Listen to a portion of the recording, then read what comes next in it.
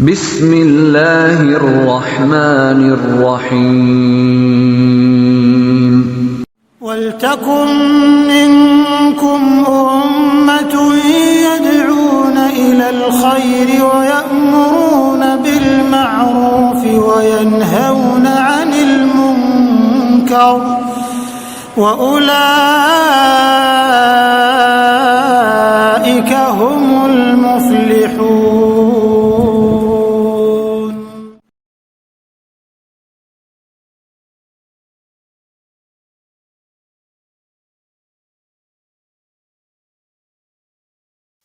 Assalamualaikum warahmatullahi wabarakatuh. Alhamdulillahi rabbil alamin. Wassalatu wassalamu ala ashrafil mursalin, nabiyina wa maulana Muhammadin wa ala alihi wa sahbihi ajma'in. Wa ashhadu an la ilaha illallah wahdahu la syarikalah. Wa ashhadu anna Muhammadan abduhu wa rasuluh. Sallallahu alaihi wa ala alihi wa sahbihi wa sallama tasliman katsira. Allahumma anfa'na bima 'allamtana wa 'allimna ma yanfa'una warzuqna ilma.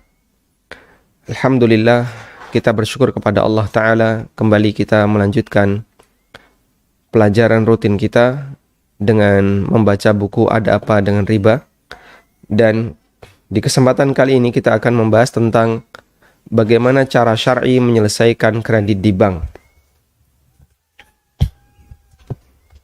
Bagi Anda yang memiliki bukunya, silahkan dibuka mulai halaman 265. Di antara dilema setelah dilanda utang bank adalah kewajiban untuk membayar bunga pinjaman bank. Di masyarakat kita, bunga dilegalkan oleh negara. Lembaga keuangan dibenarkan untuk mengambil margin dari pembiayaan yang dikucurkan ke nasabah, sehingga bank bisa menggunakan payung hukum untuk meminta nasabahnya menyelesaikan riba pinjaman. Tapi kita tidak bicara soal aturan negara dan regulasi yang diberikan pemerintah terhadap lembaga keuangan di Indonesia. Urusan kita adalah bagaimana syariat mengatur. Sebelumnya, mohon untuk tidak disalahpahami. Tulisan ini sama sekali bukan untuk memotivasi Anda agar semakin rajin utang di bank, apalagi untuk mengajak agar utang ke bank atau mengundang bank untuk mengaudit usaha Anda dan mengucurkan kredit untuk Anda. Sama sekali tidak itu tujuannya. Namun tulisan ini adalah upaya untuk memberikan jawaban bagi mereka yang sudah larut dalam riba bank. Baik. Dulu ada satu komunitas yang mereka menyebutnya dengan EU ya, Entrepreneur University, yang dia itu punya prinsip seperti ini. Undang bank sebanyak-banyaknya untuk mengaudit usaha kamu. Jika kamu berhasil mendapatkan utang dari bank, berarti kamu adalah orang yang kredibel, orang yang terpercaya. Karena dipercaya oleh bank, sehingga bank mau memberikan utang kepada kamu. Karena seperti yang kita tahu, bahwa setiap nasabah yang dia utang di bank-bank besar terutama, nanti akan dilakukan BI checking ya. BI checking, sehingga melalui itu dia ketahuan apakah dia pernah punya masalah terhadap utang ataukah tidak. Akhirnya sampai ada orang punya prinsip, berarti kalau saya orang yang lulus dari BI checking, saya tidak termasuk orang yang punya masalah. Dan kalau saya tidak termasuk orang yang punya masalah, berarti saya orang yang terpercaya. Sehingga ada di antara mereka yang, Masya Allah ya, punya banyak utang dari sekian banyak bank. Bank BUMN ada sekian. Bank non BUMN ada sekian. Dia merasa bangga ketika dipercaya oleh bank untuk menerima utang. Namun sangat disayangkan, ternyata banyak di antara mereka yang sebenarnya ingin menipu gitu ya.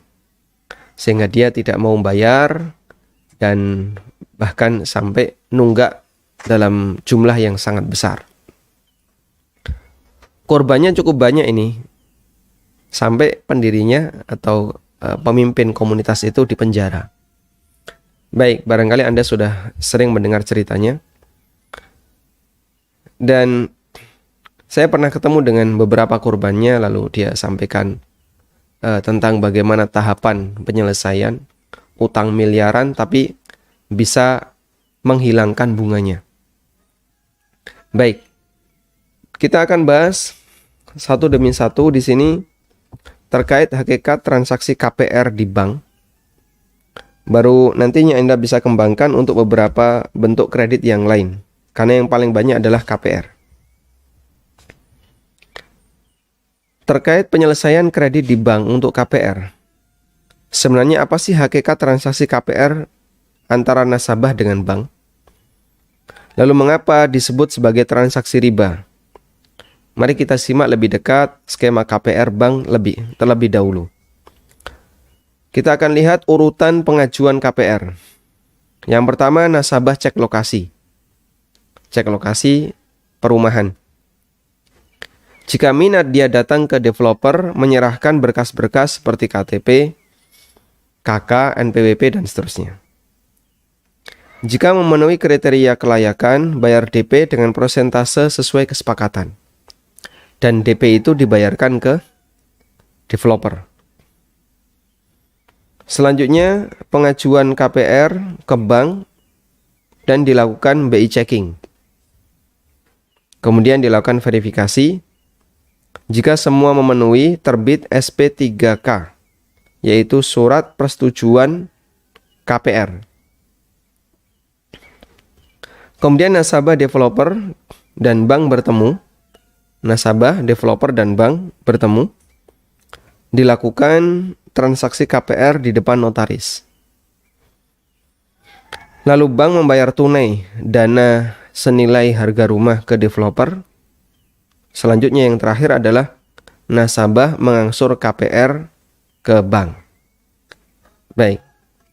Dan skema ini saya dapatkan dari salah satu kawan yang dia pernah cerita tentang tahapan proses KPR. Sehingga di situ ada 4 pihak yang terlibat. Pertama, developer sebagai pemilik barang. Yang kedua, konsumen sebagai pembeli. Kemudian yang ketiga adalah bank sebagai penyedia dana talangan tunai. Dan yang keempat adalah notaris sebagai notulen, yaitu pencatat dan sekaligus saksi atas transaksi. Karena itu jika kita perhatikan dari alur di atas, maka ada 2 transaksi utama yang dilakukan. Pertama adalah transaksi jual beli rumah antara konsumen dengan developer. Transaksi ini terjadi ketika konsumen telah melakukan akad dengan developer. Ada banyak bukti bahwa konsumen telah melakukan akad jual beli rumah dengan developer dan bukan dengan bank. Di antaranya, konsumen membayar DP ke developer. Yang kedua, kesepakatan harga rumah dilakukan antara developer dengan konsumen, baik sesuai dengan price list atau sesuai kesepakatan. Yang ketiga, dalam akta jual beli, pihak pertama adalah developer sebagai penjual, pihak kedua adalah konsumen, sehingga bank tidak pernah menjadi pihak penjual sama sekali. Yang keempat, ketika terjadi resiko apapun terhadap rumah, komplain konsumen langsung ke developer dan bukan ke bank. Sehingga dari semua realita ini, kita ingin menegaskan bahwa satu kesimpulan, konsumen atau nasabah sama sekali tidak melakukan transaksi jual beli rumah dengan bank. Demikian pula bank sama sekali tidak pernah membeli rumah dari developer lalu dijual kembali ke nasabah. Dan praktek ini berlaku di bank konven dan mayoritas skema akad KPR di bank syariah. Baik, nanti kita akan bahas tentang model akad wakalah di bank syariah. Namun terlebih dahulu kita akan selesaikan untuk KPR di bank konven. Nah, Seperti yang pernah kita bahas pada kajian sebelumnya mengenai solusi bank. Bagaimana agar bank itu sesuai dengan syariah. Kita telah menyampaikan bahwa Allah Subhanahu wa taala mengkontraskan antara jual beli dengan riba. Sehingga solusi riba adalah jual beli. Maka untuk bisa mendapatkan keuntungan yang legal dan halal, sebuah lembaga keuangan harus melakukan jual beli. Untung yang legal secara syar'i. Selama akad yang dilakukan bank adalah akad utang, maka keuntungan tidak legal. Selama akad yang dilakukan oleh bank adalah akad utang piutang, maka keuntungan yang didapatkan oleh bank adalah keuntungan yang tidak halal. Baik. Kita tunggu ya. Komputer saya blue screen. Karena itulah jamaah yang dimuliakan Allah Ta'ala, jika bank ingin mendapatkan keuntungan yang halal, berarti bank harus melakukan praktek jual beli. Praktek jual beli gimana? Ya, berarti di posisi ini bank harus melakukan akad dengan nasabah yang ada barangnya. Sehingga tidak boleh bank hanya mengeluarkan uang, lalu nasabah terima uang itu dalam bentuk sebagai pembayaran dari objek yang dibeli oleh nasabah. Kemudian selanjutnya nasabah mencicil ke bank dengan ada kelebihan. Kalau ini akadnya akad utang. Kita bisa perhatikan dalam trilogi tadi ya. Ada bank, ada developer, ada nasabah. Ada bank, ada developer, dan ada nasabah. Idealnya dalam satu transaksi jual beli, subjeknya itu hanya ada dua. Subjek dalam transaksi jual beli idealnya hanya ada dua.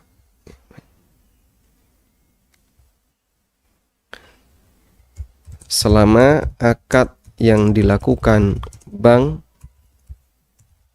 adalah akad utang, maka margin bank sama dengan riba.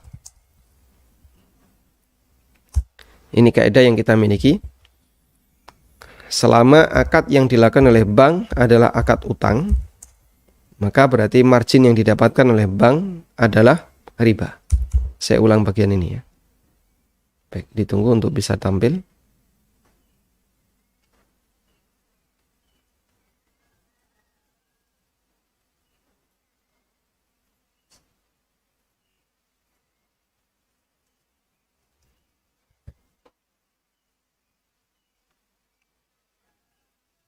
Belum bisa? Udah, alhamdulillah. Baik. Kita ulang ya. Selama akad yang dilakukan oleh bank adalah akad utang, maka margin yang diterima oleh bank adalah riba. Nah, pembedanya apa antara akad utang dengan akad jual beli?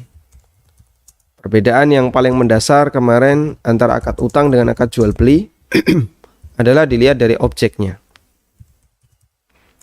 Akad utang objeknya uang, akad jual beli objeknya barang. Sehingga yang jadi pertanyaan adalah apa yang diserahkan oleh bank ke nasabah? Kalau jawabannya bank menyerahkan uang. Maka ini akadnya utang. Tapi kalau bank menyerahkan barang, akadnya jual beli. Intinya ini ya. Sekarang kita coba lihat proses yang terdiri dari tiga pihak tadi ya.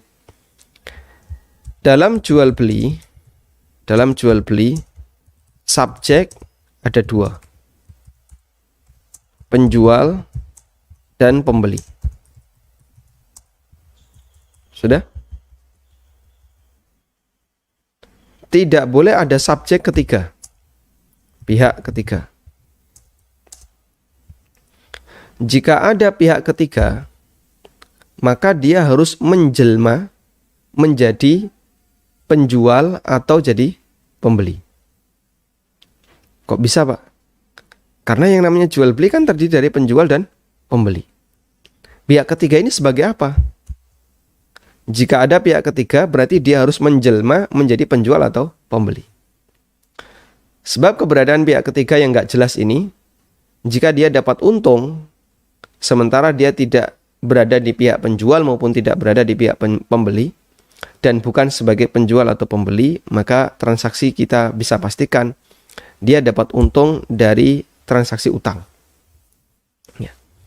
Sehingga kalau kita urutkan di sini ya, ada developer, ada nasabah atau konsumen lebih tepatnya.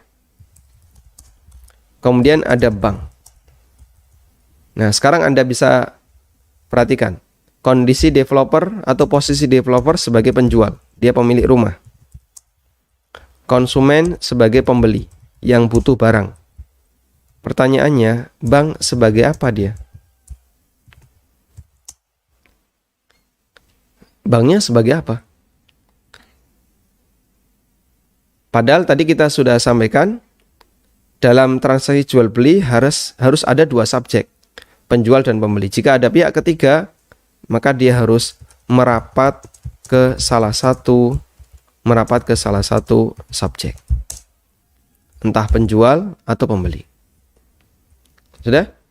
Sehingga jika ada yang seperti ini, maka bank sebagai apa? Nah, merapat ke salah satu subjek itu maknanya apa, Pak? Jadi makelar.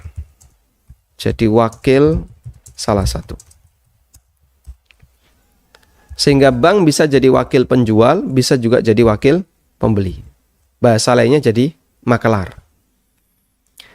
Kalau dia jadi wakil penjual, berarti dia jadi makelarnya penjual. Ikut menjualkan barangnya penjual. Nanti dia dapat fee. Kalau dia jadi wakil pembeli, berarti membantu orang untuk mencarikan barang. Dan nanti dia juga bisa dapat fee. Intinya dia bisa jadi wakil salah satu, baik penjual maupun pembeli. Nah, kembali ke sini. Developer sebagai penjual, konsumen sebagai pembeli, bank sebagai apa? Tidak lain jawabannya adalah sebagai penyedia pinjaman atau utang. Karena konsumen tidak bisa membayar secara tunai. Itulah praktek KPR konvensional. Baik. Nah, karena posisi bank sebagai penyedia utang, maka kita bisa pastikan margin bank adalah riba. Sehingga dalam tahapan-tahapan yang tadi kita ceritakan terkait KPR, kenapa disebut sebagai riba?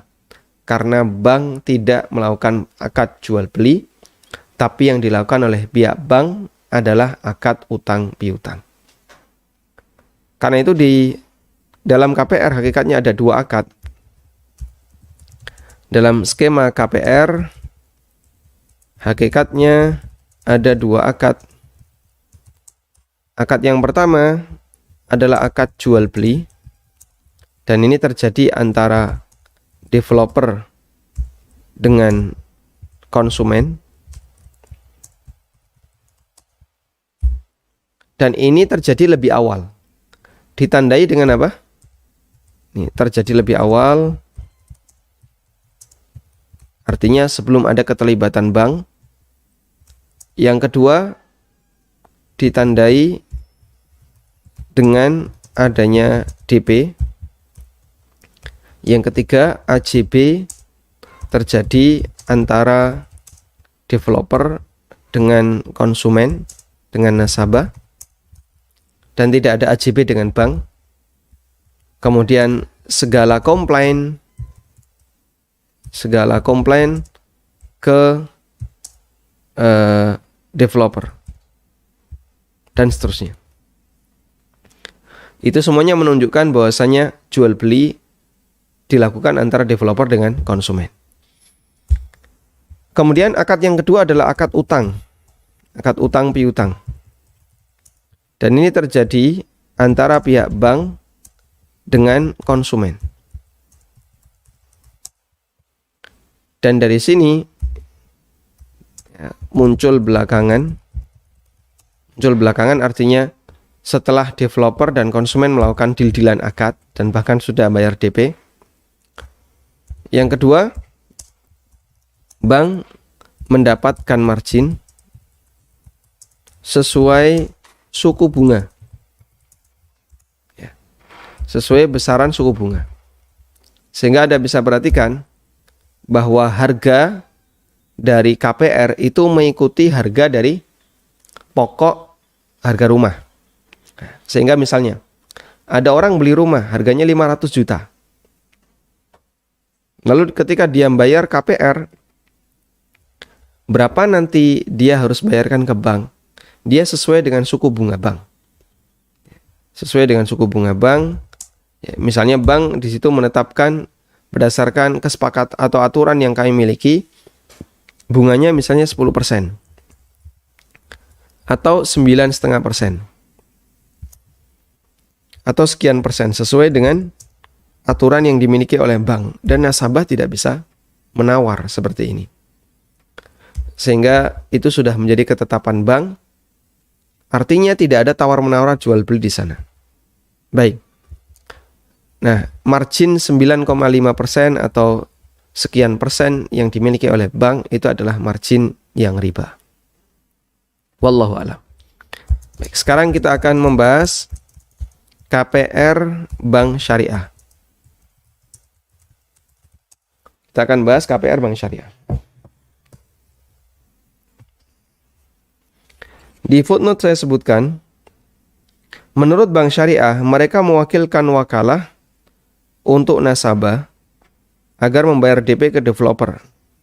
Sehingga mereka anggap itu pelaku transaksinya adalah bank diwakilkan kepada nasabah.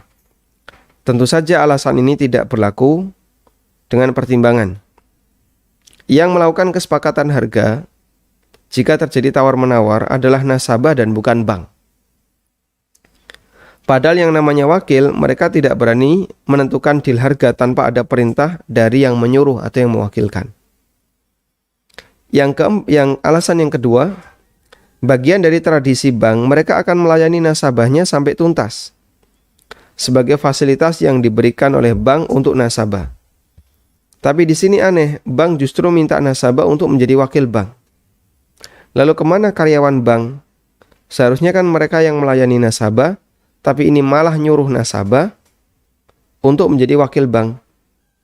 Sehingga kita sangat yakin nasabah tidak pernah merasa bahwasanya dirinya adalah wakil bank. Jika nasabah tahu mungkin dia tidak akan bersedia, dia akan minta karyawan bank untuk berurusan dengan developer sebagai bagian dari pelayanan. Alasan lain yang disampaikan Bank Syariah bahwa mereka lakukan adalah musyarakah, penyertaan modal. Ya. Nasabah memberikan modal 20%, sedangkan bank 80%. Total modal digunakan untuk beli rumah. Namun anehnya Bank Syariah membuat komitmen bahwa untuk kedepannya 80% modal dari nasabah harus dibeli oleh nasabah. Ya. Bagaimana jika nasabah tidak bersedia membeli saham 80% milik bank? Tentu bank tidak akan merestui musyarakah ini sehingga hakikatnya bukan musyarakah. Nanti kita akan jelaskan ya. Baik. Sekarang kita akan lihat terkait KPR Bank Syariah yang di situ ada wakalah. Wakalah itu apa toh, Pak? Wakalah itu sama dengan mewakilkan. Sehingga yang terjadi adalah Bank Syariah mewakilkan kepada nasabah untuk melakukan akad dengan developer. Mewakilkan kepada nasabah untuk melakukan akad dengan developer. Nah, sehingga yang terjadi adalah posisi nasabah bawa duit atau dia bawa bukti bahwasanya sudah ditransfer, kemudian dia datang ke developer, Bapak, ini bukti dari bank syariah bahwa uang untuk rumah ini sudah ditransfer. Sekarang kita akan lihat akad wakalah ini sudah benar ataukah tidak. Pada asalnya akad wakalah itu kayak gini ya. Si A ingin melakukan sesuatu. Dan dia lawan transaksinya adalah C. Ya. Misalnya si A ingin mengirim barang ke C. Karena si A nggak bisa, maka dia mewakilkan ke B sebagai wakil. Tolong antarkan barang ini ke C. Lalu B yang mengantarkan ke C. Ini posisi wakil yang sebenarnya. Sehingga pada asalnya wakalah itu terjadi 3 pihak. Ya. Si A sebagai pemilik, lalu B sebagai wakilnya A, kemudian C sebagai penerima. Baik. Kemudian, bagaimana dengan wakalah yang ada di perbankan? Wakalah yang ada di perbankan seperti ini ya. Bank mewakilkan nasabah. Bank mewakilkan kepada nasabah. Wahai nasabah, kamu silahkan akad dengan developer. Kamu silahkan akad dengan developer. Nah, setelah kamu akad dengan developer, nanti kamu akad kembali dengan saya. Berarti di sini bank atau nasabah sebagai konsumen. Ya. Developer sebagai penjual. Nasabah mewakilkan atau menjadi wakil dari bank untuk dirinya sendiri. Karena sebenarnya yang butuh rumah siapa? Nasabah. Konsumen yang sebenarnya adalah nasabah. Karena dia yang butuh rumah. Karena dia yang butuh rumah. Sedangkan sementara bank, dia tidak butuh rumah itu. Bahkan bank tidak boleh memiliki stok rumah itu. Makanya sangat aneh kalau bank menyuruh nasabah, Bapak jadi wakil kami, silakan Bapak yang bertransaksi dengan developer. Berarti dia jadi wakil untuk dirinya sendiri. Dan jadi wakil untuk dirinya sendiri itu nggak bisa. Ibaratnya begini.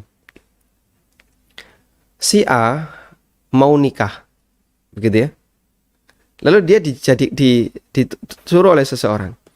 Mas, kamu saya jadikan sebagai wakil saya, kamu nanti nikah sendiri dengan si fulan, si fulanah ya. Nanti ketemu walinya, kemudian kamu nikah sendiri. Ini saya yang nyuruh. Loh, ini aneh. Kalau dia pelakunya sendiri, maka tidak perlu dijadikan sebagai wakil. Dan anomali yang lain begini ya. Bank itu kan punya banyak karyawan. Ada banyak karyawan. Biasanya yang namanya developer atau namanya nasabah, dia akan dilayani oleh karyawan. Karyawan yang melayani nasabah. Tapi ini enggak. Nasabah disuruh melayani bank. Kamu silakan berangkat sendiri, bawa ini. Kalau nasabah ngerti, Pak, saya itu jadi nasabah. Karyawan Bapak mana? Saya pengennya terima bersih, tak duduk di sini. Seharusnya karyawan yang bekerja, bukan saya. Ini malah nasabahnya yang disuruh kerja. Makanya akad wakalah di sini ada banyak cacat ya. Pertama, nasabah menjadi wakil untuk dirinya sendiri dalam praktek wakalah ini. Yang kedua, karyawan bank tidak mau melayani nasabah, padahal itu tidak sejalan dengan kebiasaan bank. Sehingga wakalah ini, kata banyak ustadz, itu adalah akal-akalan karena bank tidak mau disebut melakukan transaksi jual beli. Sehingga wakala adalah hilah. Hilah artinya akal-akalan agar bank tidak melakukan akad jual beli. Sehingga yang terjadi akad jual beli terjadi antara developer dengan nasabah, sementara posisi bank dalam hal ini adalah sebagai bank sebagai penyedia utang. Ini yang bisa kita pahami dari praktek sebagaimana yang terjadi di masyarakat. Tayyib. Dan kalau kita lihat dari hakikat yang terjadi kan begini ya. Nasabah butuh untuk beli rumah. Maka bank ngasih uang. Pak, ini uangnya, silakan berangkat sendiri. Sehingga bank ngasih apa ke nasabah? Bank syariah memberi uang sebagai utang ke nasabah. Karena bank tidak melakukan jual beli langsung dengan nasabah. Tapi yang dikasihkan adalah uang. Sementara tadi kita punya kaidah bahwasanya perbedaan antara utang dengan jual beli adalah kalau utang itu objeknya uang, sedangkan jual beli objeknya barang. Wallahu a'lam. Baik. Kita lanjutkan. Karena nasabah telah membeli rumah itu dari developer, ditandai dengan pembayaran DP, maka secara aturan dalam kajian muamalah, rumah itu telah menjadi milik nasabah. Sehingga nasabah mendapatkan rumah ini dari hasil membeli ke developer, meskipun baru dibayar senilai DP. Dan dalam aturan jual beli kredit atau bai' bitaksid, barang resmi menjadi milik pembeli meskipun baru membayar DP. Transaksi yang kedua adalah transaksi utang piutang antara konsumen atau nasabah dengan bank. Dalam kajian fikih jual beli, kita diajarkan bahwa rukun jual beli ada 3. Subjek akad, pelaku akad, yaitu penjual dan pembeli. Objek akad, yaitu barang dan uang yang ditransaksikan. Yang ketiga adalah sigot akad. Kami mengajak Anda untuk memperhatikan rukun pertama, yaitu pelaku akad, yang terdiri dari penjual dan pembeli. Artinya dalam satu akad jual beli hanya ada 2 pihak. Pertama, pemilik barang sebagai penjual, dan yang kedua, konsumennya. Yang aneh di sini adalah dalam akad KPR terdapat 3 pihak, developer, konsumen, dan bank. Sementara bank bukan penjual, juga bukan pembeli. Lalu apa fungsi bank dalam transaksi ini? Jawabannya tidak lain, posisinya adalah sebagai penyedia utang. Bank yang memberikan talangan dana untuk pelunasan pembayaran rumah kepada developer. Dengan kata lain, nasabah utang sejumlah uang untuk pembayaran sisa pembelian rumah yang baru dibayarkan DP-nya. Dengan memahami penjelasan di atas, kita bisa menjawab pertanyaan yang banyak menghantui masyarakat. Bagaimana status rumah yang dibeli melalui KPR bank? Jawabannya, rumah itu adalah rumah yang halal.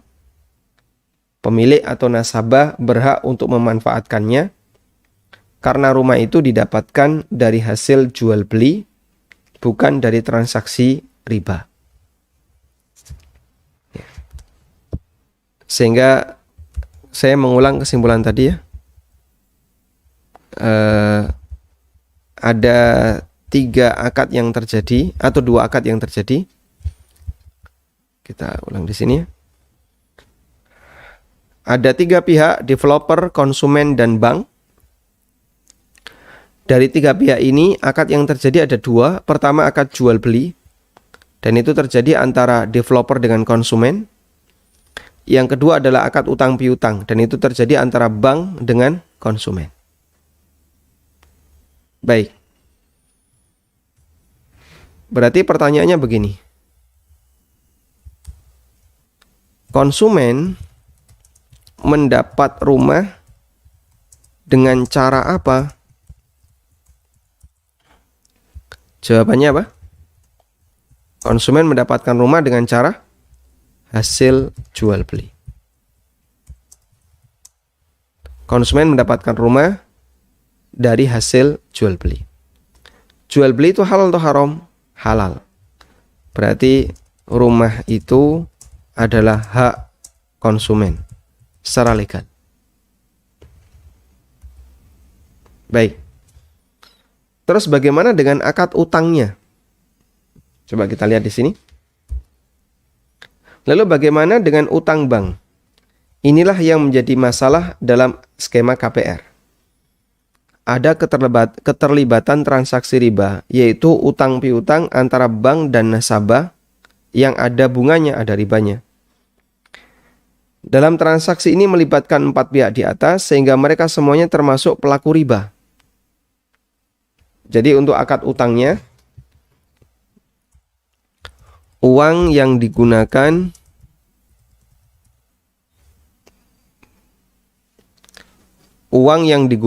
untuk membeli rumah itu adalah uang dari bank. Sebagai apa?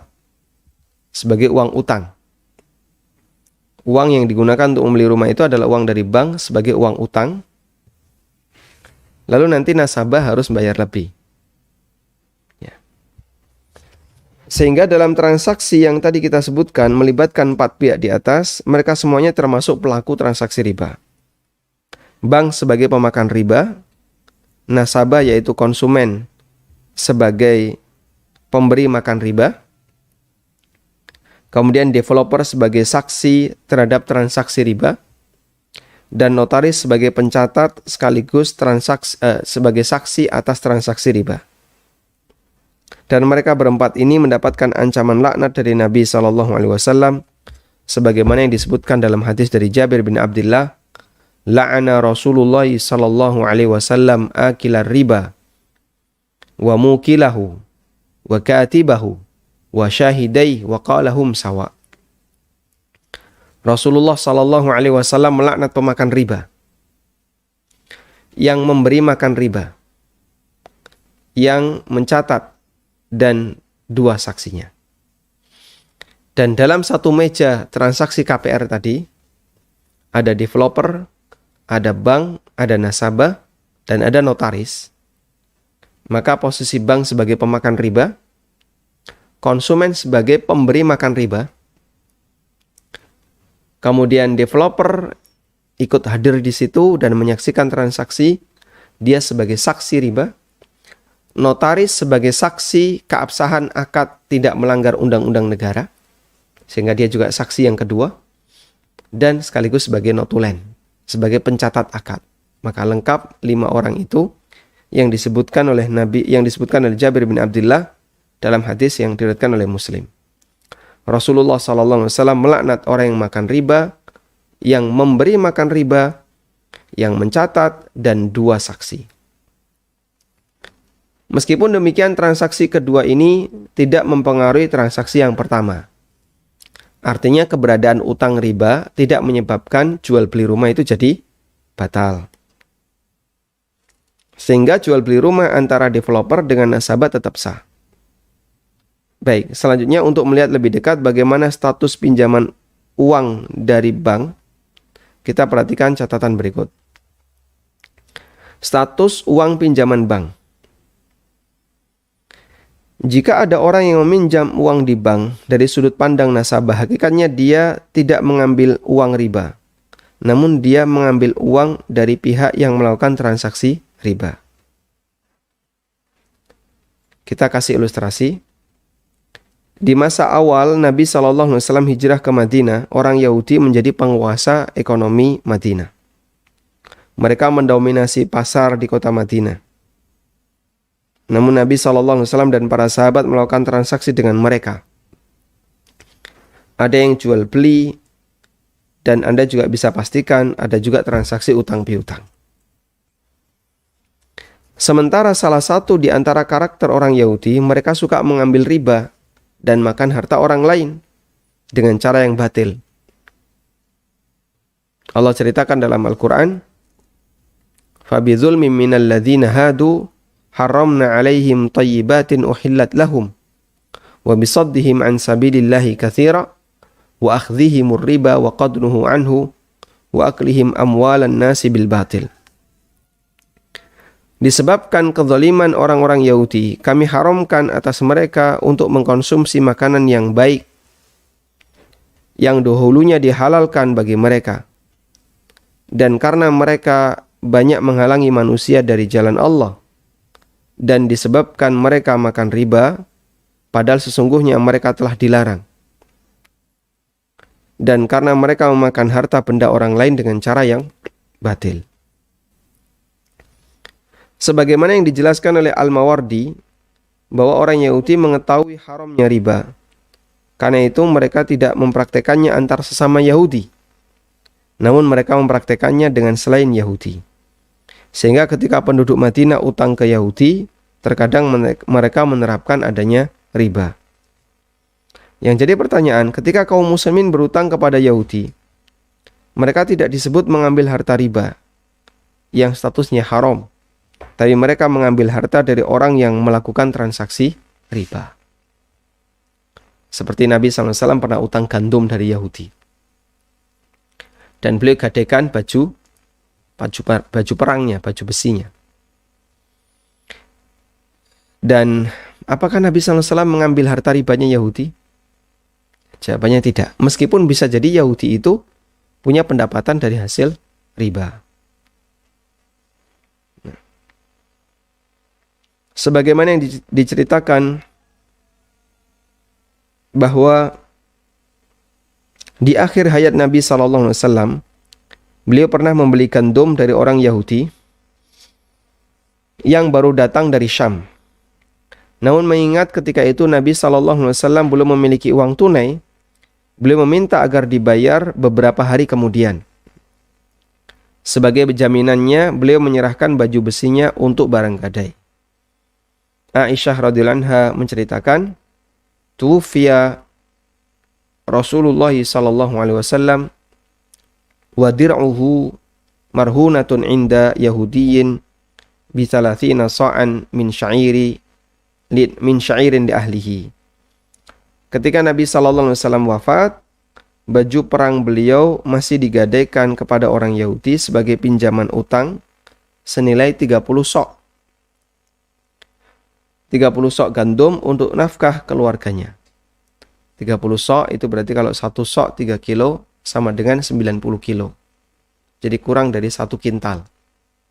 Nabi SAW utang sekitar 90 kilo. Lalu beliau SAW gunakan itu untuk nafkah bagi keluarga beliau SAW. Ketika Nabi SAW utang gandum ke orang Yahudi, tentu tidak kita katakan ini gandum riba. Meskipun sangat mungkin Yahudi ini ketika kula atau beli gandum di Syam, dia membayarnya dengan uang hasil riba.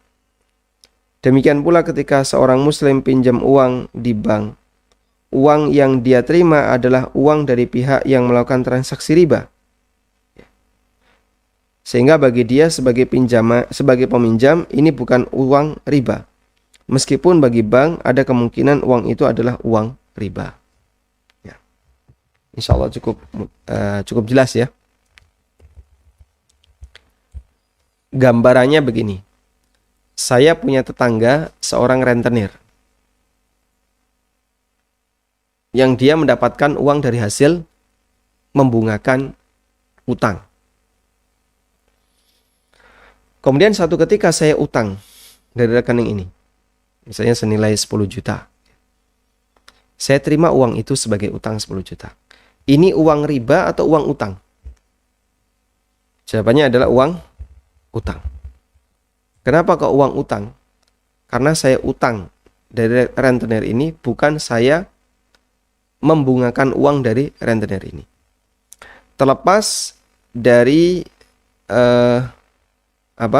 asal usul harta yang dimiliki oleh rentenir ini. Apakah dia dari harta riba ataukah bukan harta riba. Yang jelas saya terima 10 juta itu dengan akad utang. Dan karena rentenir ini masih tetangga dekat, dia nggak mewajibkan adanya bunga. Sehingga utang 10 juta tetap balik 10 juta. Maka di posisi ini saya tidak menerima riba, tapi saya menerima utang dari orang yang punya kebiasaan melakukan transaksi riba. Wallahu a'lam. Nah, sehingga kesimpulannya adalah bahwa posisi rumah tadi adalah rumah yang halal, boleh dimanfaatkan oleh konsumen, oleh nasabah. Cuman selanjutnya Anda harus melakukan penyelesaian utang ke bank dengan cara yang terbaik. Dalam arti jangan sampai ada bunga yang Anda bayarkan ke bank sehingga Anda harus nawar ke bank semampu mungkin. Bagaimana kalau kemudian tidak dikabulkan? Nah, ini yang jadi masalah besar ya. Kadang harus ada proses yang panjang.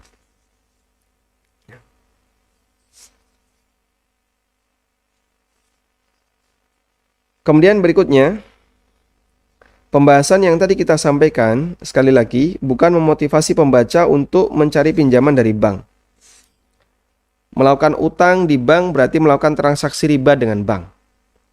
Karena pada saat meminjam uang, dia menyetujui nota kesepakatan adanya bunga ketika pelunasan. Dan itu sama dengan menyepakati akad riba. Inilah yang menjadi masalah ketika seorang meminjam uang di bank atau rentenir. Dia menyepakati transaksi riba.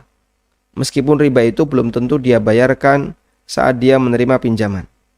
Tapi dia telah berkomitmen dirinya akan memberikan riba ketika pengembalian. Orang yang melakukan kesepakatan seperti ini mendapatkan ancaman dalam hadis dari Jabir bahwasanya Rasulullah SAW melaknat pemakan riba, pemberi makan riba, dan seterusnya. Ketika seseorang meminjam uang di bank, dia melakukan dua kesalahan yang diancam dalam hadis. Pertama, ketika dia meminjam, dia menyepakati transaksi riba. Yang kedua, ketika dia membayar cicilan, maka dia memberi makan riba. Jadi, saat utang, posisi nasabah ketika utang di bank.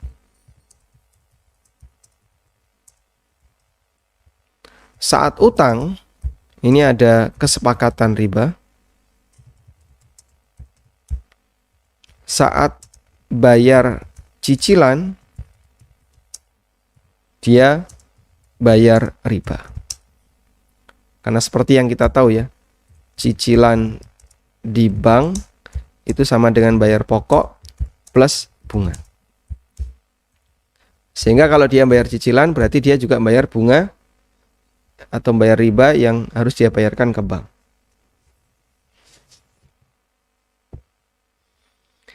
Di bagian ini saya hanya meluruskan pemahaman masyarakat bahwa uang yang didapat dari pinjaman bank adalah uang riba. Sehingga turunan dari uang ini semuanya haram. Padahal tidak demikian.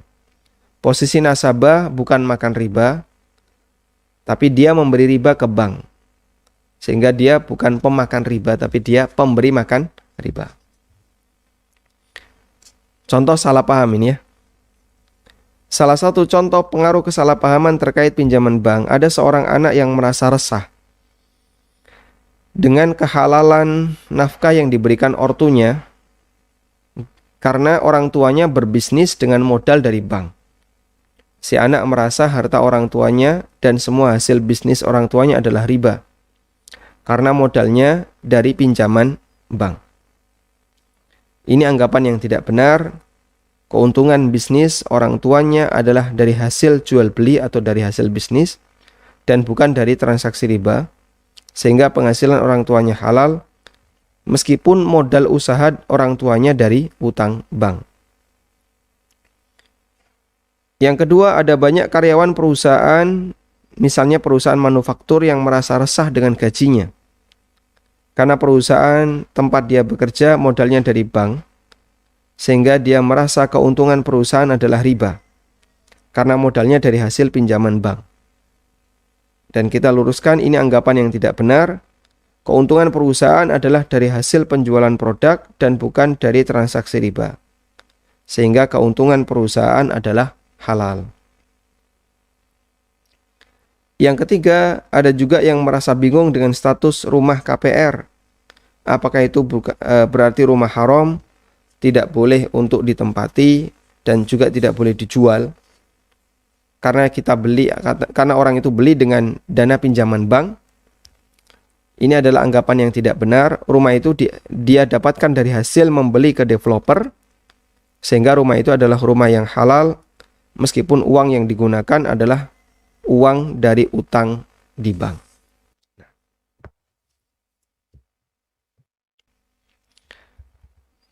Sehingga di sini kembali kita buat kesimpulan bahwa utang bank itu tidak sama dengan menerima uang riba.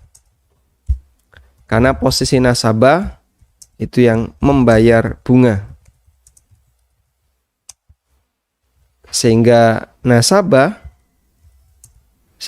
adalah pemberi makan riba dan bukan pemakan riba. Nasabah itu pemberi makan riba dan bukan pemakan riba. Dan ini dua hal yang berbeda. Kalau pemberi makan riba berarti dia yang menyerahkan. Kalau pemakan riba berarti dia yang menerima. Nasabah itu yang menerima atau yang menyerahkan? Yang menyerahkan. Sedangkan yang makan riba adalah banknya. Wallahu ta'ala alam. Baik, kita belum membahas dari sisi penyelesaian. Kita baru membahas dari sisi melihat seperti apa praktek KPR. Kemudian nanti untuk cara taubatnya dari KPR dan kartu kredit, insya Allah akan kita bahas di pertemuan berikutnya. Termasuk bagaimana cara agar kita bisa atau agar masyarakat bisa terlepas dari utang riba atau penyelesaiannya agar dia tidak memberikan bunga. Di sini saya ceritakan juga pengalaman beberapa orang yang dia terjebak utang bank sampai miliaran. Namun alhamdulillah beliau berhasil untuk melepaskan diri tanpa harus membayar bunga. Dan kalaupun bayar bunga hanya sedikit. Wallahu ta'ala alam. Wa sallallahu ala nabiyyina Muhammadin wa ala alihi wa sahbihi wa sallam. Wa akhiru da'wana anilhamdulillahi rabbil alamin. Baik, selanjutnya kami persilahkan kepada para jamaah yang mau bergabung. Kita coba angkat penelpon yang pertama. Silahkan. Assalamualaikum Ustaz. Waalaikumsalam warahmatullahi. Silakan Bapak. Dari Khairul Jakarta Ustaz.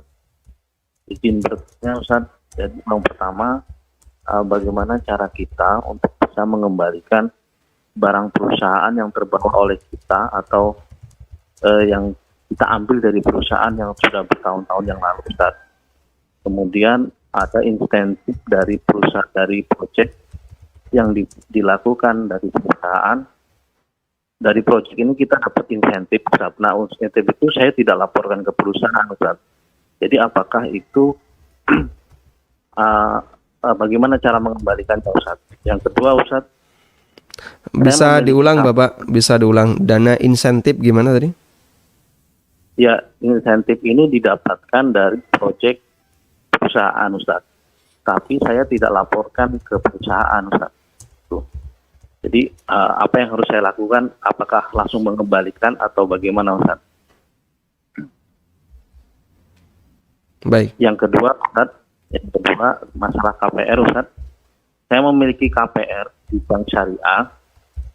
Nah, dari bank syariah itu dari tabungan dari bank syariah itu saya memiliki 3 komponen Ustaz. Satu yang namanya bagi hasil, yang kedua adalah potongan pajak dan administrasi dari nilai bagi hasil tabungan saldo itu Ustaz. Nah, itu hukumnya bagaimana Ustaz? Jazakallah khair. Baik, mohon maaf Pak, bisa diulang. Bapak KPR atau nabung? KPR Ustaz. Dari KPR itu potongan apa? Di auto debit dari tabungan. Oh, bayarnya auto debit dari tabungan. Ya, benar Ustaz. Ya, dan tabungan itu kita memiliki 3 poin. Yang satu ada pemasukan dana bagi hasil. Yang 2 poin lagi potongan berupa pajak dan administrasi. Namun pajak dan administrasi ini berdasarkan nilai pemasukan bagi hasil tadi, Ustaz. Bapak bagi hasil dari mana? Bagi hasil ini dari saldo yang kita masukkan di buku tabungan tadi, Ustaz. Oh, baik. Sehingga Bapak punya deposito di bank syariah. Ya, Di saat yang sama Bapak juga punya kewajiban untuk mencicil ke bank. ya benar, Ustaz. Kemudian bank syariah mengambil dari deposito itu. Iya benar, Ustaz. Baik. Cukup Bapak? Cukup, Ustaz. Ya. Jazakallah khair, Ustaz. Assalamualaikum warahmatullahi wabarakatuh. Waalaikumsalam warahmatullahi wabarakatuh.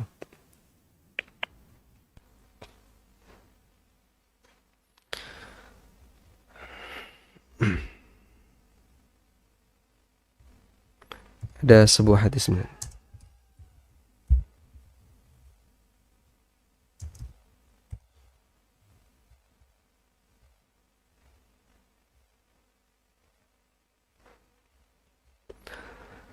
Untuk pertanyaan yang pertama disebutkan dalam hadis dari Samurah dari Nabi sallallahu alaihi wasallam.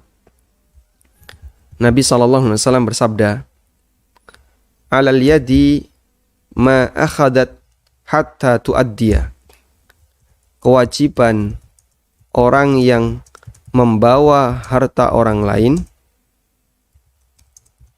adalah mengembalikannya.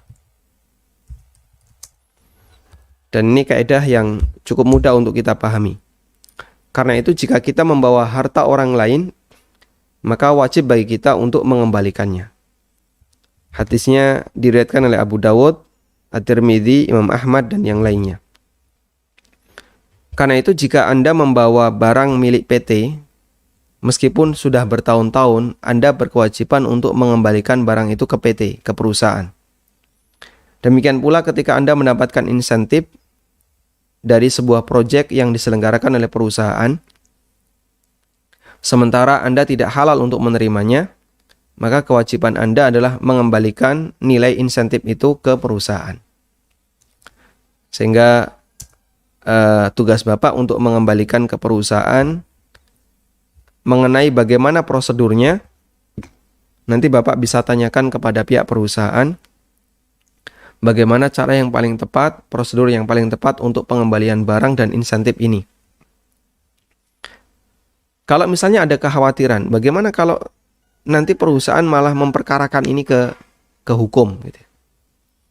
Sehingga akan timbul masalah yang lebih besar.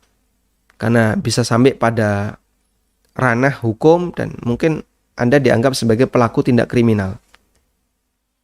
Kalau ada kekhawatiran seperti itu, jika Bapak bisa mengembalikan barang tersebut ke perusahaan dan tidak sampai terjadi permasalahan kerana hukum, insya Allah itu yang terbaik. Dalam arti begini, bisa nggak dikembalikan secara diam-diam?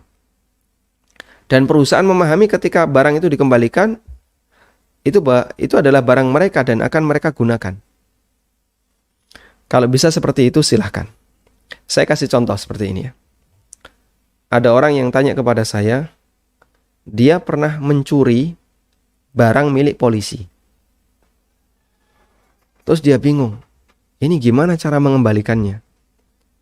Karena kalau saya datang menghadap ke orangnya, Pak, barang Bapak kemarin saya curi, ini saya kembalikan. Nggak mungkin kemudian selesai salaman, terus dia pergi, nggak mungkin. Pasti ada konsekuensi selanjutnya. Nah, terus ini kalau saya kembalikan terang-terangan, mungkin akan timbul masalah besar. Kemudian minta saran gimana caranya. Kemudian kita sampaikan, bisa nggak kau kembalikan barang itu tanpa sepengetahuan yang bersangkutan? Ya, bisa mungkin. Baik, silahkan segera dikembalikan. Dan cantumkan misalnya dalam sebuah kertas, surat ya. Saya mohon maaf karena saya telah mengambil barang Bapak.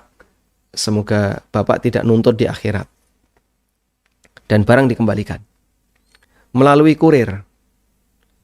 Orang ini yang pencurinya ini tetangga dengan polisi itu.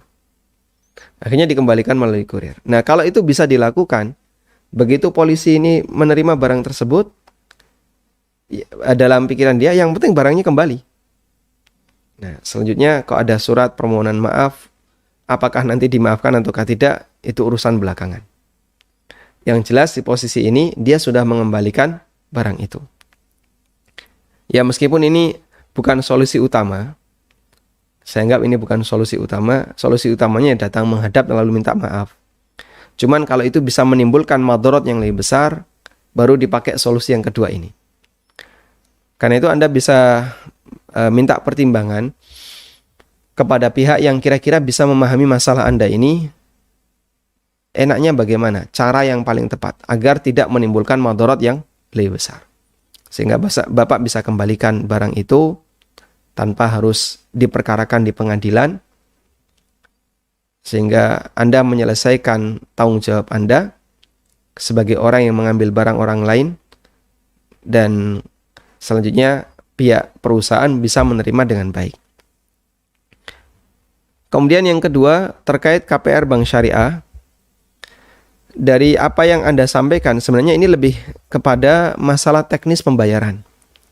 Bapak punya deposito di Bank Syariah itu, dan kemudian oleh Bank Syariah diambil sesuai dengan kewajiban cicilan nasabah. Nah, saya tidak paham ada potongan pajak, potongan admin ya. Kalau potongan pajak maksudnya adalah potongan pajak dari bagi hasil, yaitu negara mengambil sebagian dari bunga yang dimiliki oleh nasabah. Kalau admin ini kewajiban nasabah, karena dia sudah menggunakan jasa yang diberikan oleh bank kepada nasabah. Karena itu untuk admin ini ditanggung nasabah. Sehingga biaya admin tidak boleh diambilkan dari bagi hasil. Bagi hasil ini kan margin, dan kemarin kita pahami bagi hasil ini tidak legal secara syar'i. Kemudian potongan pajak ini pemerintah mengambil secara langsung dari margin tersebut. Nah, Bapak tidak perlu pikirkan bagian ini. Ini masuk ke negara. Sehingga tidak perlu kita gantikan karena dia mengambil potongan langsung dari margin. Wallahu a'lam. Nah, silahkan Pak. Ini kan margin, dan kemarin kita pahami bahwa hasil ini tidak legal secara syar'i. Halo? Kemudian Silakan. potongan pajak ini pemerintah mengambil secara langsung dari margin. Assalamualaikum. Waalaikumsalam warahmatullahi. Volume Salam, televisinya sudah dikecilkan, Bapak? Iya. Ya. Silahkan. Afwan Ustaz, saya mau bertanya, gimana caranya utang di bank kira-kira lepas dari riba? Itu.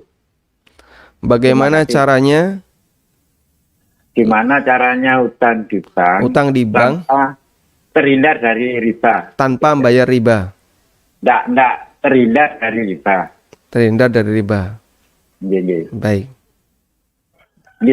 Makasih. cukup Bapak. Nah, Assalamualaikum warahmatullahi wabarakatuh. Waalaikumsalam warahmatullahi wabarakatuh. Bagaimana caranya utang di bank tanpa ada riba? Nggak ada ya? Ada. Iya. Di negara kita tidak kita jumpai, Pak. Ada salah satu produk dari Bank Syariah. Bank Syariah itu punya produk namanya Qardul Hasan. Qardul Hasan. Ini utang tanpa bunga. Qardul Hasan ini utang tanpa bunga. Sehingga bank ngasih utangan 10 juta, ya nanti balik 10 juta. Bank ngasih utangan 5 juta, balik 5 juta. Tanpa bunga. Dan itu hanya ada di Bank Syariah. Cuman yang saya ketahui, Qardul Hasan itu hanya berlaku bagi fakir miskin. Kalau orangnya bukan termasuk kategori fakir miskin, sehingga nanti bank akan melakukan survei ya. Apakah nasabah itu betul-betul tidak mampu ataukah punya kemampuan? Kalau dia tidak mampu, baru bisa dapat qardul hasan. Tapi kalau dia mampu, bank tidak akan memberikan qardul hasan. Dan ada sebagian informasi yang saya dapatkan bahwasanya qardul hasan itu adalah uang sedekah gitu ya. Uang sedekah yang tidak langsung dilepaskan oleh bank tapi diutangkan tanpa bunga. Hanya ini yang saya tahu, selebihnya kalau bank konven dan seterusnya semuanya pasti ada bunganya. Sehingga kalau mau utang di bank tanpa kena riba, ya di Indonesia cuma satu ini, bank syariah yang produknya qardul hasan. Tapi apakah Bapak memenuhi standar qardul hasannya bank syariah ataukah tidak? Itu nanti kembali kepada survei yang dilakukan oleh pihak bank syariah. Wallahu a'lam. Kita coba baca pertanyaan melalui WA. Bismillah, Assalamualaikum warahmatullahi wabarakatuh.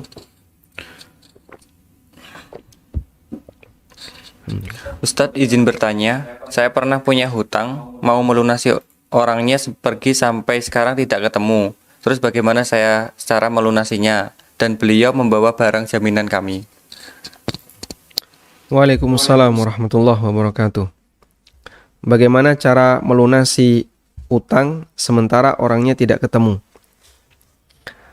Anda tahan dana itu sampai nanti orangnya memungkinkan untuk Anda temui, sehingga utang itu tidak dianggap selesai meskipun orangnya membawa barang gadai. Karena itu Anda bisa simpan saldo senilai utang Anda, jangan diotak-atik, taruh di bank syariah yang tidak ada bunganya. Nanti jika dalam waktu tertentu Anda kembali ketemu orang ini atau ketemu keluarganya, silahkan serahkan uang itu dan minta barang gadainya. Karena itu utang tidak dianggap selesai hanya dengan atau gara-gara tidak ketemu. Sampai pada posisi tertentu jika Anda sudah merasa putus asa untuk bisa ketemu, ini sudah 10 tahun dan nggak ada kabar apapun. Kalau 10 tahun masih bisa ditahan, tahan. Oh, ini sampai 20 tahun nggak ada kabar apapun. Sehingga Anda yakin kayaknya utang ini nggak bisa dikembalikan. Maka Anda keluarkan uang senilai utang itu dan sedekahkan atas nama pemilik. Semoga dengan itu Anda tidak dituntut di akhirat. Namun nanti kalau kedepannya kok ketemu, ya, kedepannya Anda ketemu, Anda sampaikan bahwasanya utangnya sudah saya gunakan untuk sedekah atas nama Bapak. Kalau Bapak ridho, pahalanya jadi milik Bapak. Kalau tidak, saya ganti dan pahala sedekah itu jadi milik saya. Ya. Cuman karena sudah terlalu lama, 20 tahun, mungkin nanti akan terjadi perubahan harga. Objek gadai, barangkali dia sudah objek yang rusak, nggak bisa dimanfaatkan. Kemudian nilai mata uang rupiah turun drastis. Nah, di sini perlu ada islah untuk mufakat bagaimana solusi yang terbaik. Dan itu dikembalikan kepada kesepakatan. Wallahu a'lam.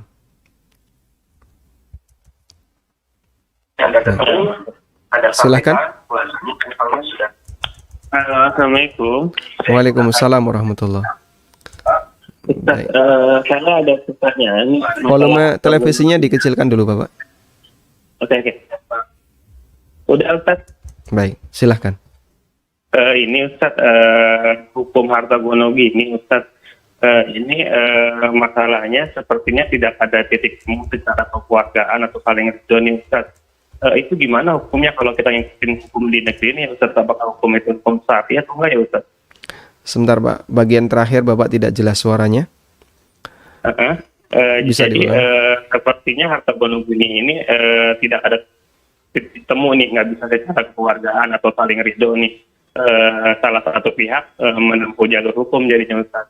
Itu hukum syarinya gimana ya? Apa sesuai atau enggak ya, Ustaz? Salah satu pihak menempuh jalur hukum. Baik. Ini yang nuntut pihak siapa?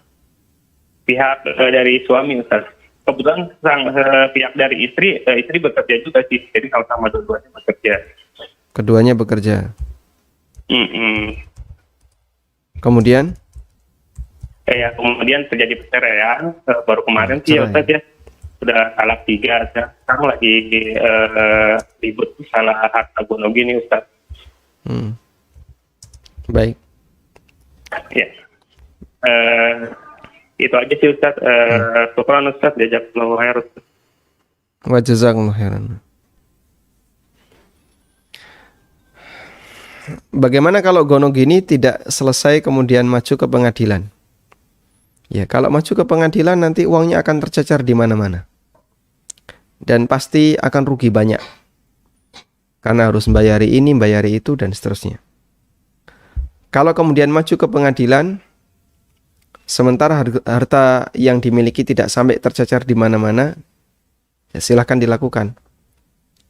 Cuman kalau sampai terjadi sengketa panjang seperti ini, kami sangat yakin masalah tidak hanya mendapatkan keputusan, tapi juga nanti harus ada pembelaan dari pengacara dan seterusnya. Wa ala kullin, intinya jika keduanya bekerja, suami dan istri keduanya bekerja, berarti masing-masing punya hak sesuai dengan porsinya. Dan perhitungan yang saya pahami seperti ini ya. Istri berpendapatan, berpenghasilan. Suami berpenghasilan. Namun penghasilan suami itu harus dikurangi dengan biaya nafkah keluarga. Penghasilan suami dikurangi dengan biaya nafkah keluarga. Nah, selanjutnya untuk penghasilan istri dikurangi dengan semua yang dia hibahkan ke keluarga. Jika ada yang dia hibahkan. Kalau nggak ada yang dia hibahkan, utuh jadi miliknya. Jika ada yang dia hibahkan, maka itu dikurangi. Jika tidak ada yang dihibahkan, utuh jadi miliknya. Sementara untuk penghasilan suami, nanti dikurangi nafkah keluarga. Nah, sehingga total dari harta yang tersisa, maka diukur terlebih dahulu, lalu dibagi seperti ini. Teknisnya gimana Pak? Saya kasih contoh sederhana ya. Misalnya total harta bersama, harta gono gini, senilai 1M misalnya. Istri berpenghasilan dan penghasilan istri anggap misalnya 30% dari total harta keluarga. Berarti penghasilan suami 70%. Ya. Total harta bersama 1M. Tapi 70% harta suami itu kan dikurangi biaya nafkah keluarga. Dari 70% itu, biaya nafkah keluarga adalah 40% dari harta suami. Begini ya. Nah, berarti sisanya 30%. Nah, berarti di sini ada kesamaan. Istri berpenghasilan 30%. Suami berpenghasilan 70, tapi yang 40 untuk nafkah. Nah, sisanya 30. Berarti antara suami dan istri bercampur di total 1M ini. Dari sisa saldo setelah dikurangi nafkah dan seterusnya. Sudah? Nah, karena sumbangsinya sama, istri memberikan peran 30%, suami juga 30%, berarti 1M ini dibagi 2. Sama. Jika sumbangan untuk saldo itu sama. Ini hanya salah satu contoh perhitungan teknis. Kalau misalnya keluarga itu punya teknis perhitungan yang lain, silahkan. Dan kami sangat sarankan sebaiknya jangan sampai maju ke pengadilan. Selesaikan dengan langkah kekeluargaan. Dan baru silahkan maju ke pengadilan jika ada potensi kedzaliman. Oh, si A ini uri, dolim, curang dia. Dan setelah dilakukan penyelesaian kekeluargaan ternyata nggak mempan. Baik, silahkan maju ke pengadilan. dengan semua resiko yang ada, karena dia berbuat dolim. Tapi kalau sama-sama bisa dilakukan islah, dan sama-sama mengedepankan akal sehatnya, bukan sosok yang rakus yang ingin mendapatkan harta lebih banyak, maka kami sangat sarankan selesaikan dengan cara kekeluargaan, tidak sampai harus maju ke pengadilan. Wallahu alam. Halo, Assalamualaikum. Waalaikumsalam warahmatullahi. Silakan Bapak. Mau tanya Ustadz, kami punya rumah mau dijual, tapi ada calon pembeli, tapi yang bersangkutan ingin menggunakan KPR konvensional.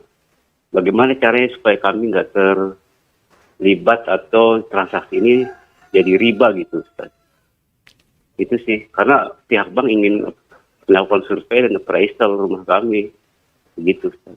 Baik. Pertanyaannya. Terima kasih. Assalamualaikum warahmatullahi wabarakatuh. Waalaikumsalam warahmatullahi wabarakatuh. Barakallahu fikum. Nah, ini termasuk di antara masalah yang cukup banyak di masyarakat ya. Dan saya pernah bertanya langsung ke Ustadz Arifin Badri ya. Dan beliau mengatakan begini, bahwa selama pihak penjual tidak terlibat sama sekali akad antara konsumennya dengan pihak bank, insya Allah uang yang dia dapatkan halal. Sehingga posisi Bapak sebagai pemilik rumah hanya melakukan transaksi dengan pihak konsumen. Hanya melakukan transaksi dengan pihak konsumen, dan Bapak sama sekali tidak bersinggungan dengan bank. Sehingga disuruh tanda tangan daftar hadir saja Bapak nggak mau. Kadang bank sampai nekat ke rumah, Pak, cukup tanda tangan daftar hadir. Bapak nggak mau. Enggak, pokoknya akad saya hanya dengan konsumen. Nah, selanjutnya konsumen dapat duit dari mana terserah konsumen. Mau dia utang bank, mau dia utang ke tempat yang lain, itu urusan pribadi konsumen. Sehingga andaikan konsumen dia melakukan akad utang dengan bank konven tadi ya, bank umum. Lalu di sini kan ada jaminan, Pak. Nah, jaminannya itu sertifikat